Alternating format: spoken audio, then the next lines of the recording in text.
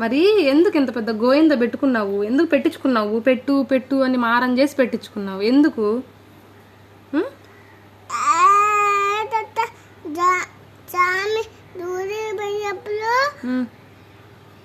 ఏ స్వామి? ఏ స్వామి? అదే ఏ గుడికి వెళ్ళినప్పుడు? అదే ఏ స్వామి? వెంకన్న స్వామి.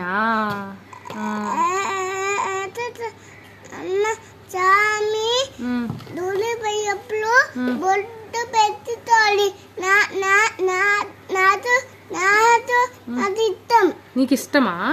అలా గోవింద పెట్టుకోవడం నీకు ఇష్టమా? భలే ఉంది, పంతుల్లాగా భలే ఉన్నావు రామన్నా. సూపర్. ఏం పోతుంది?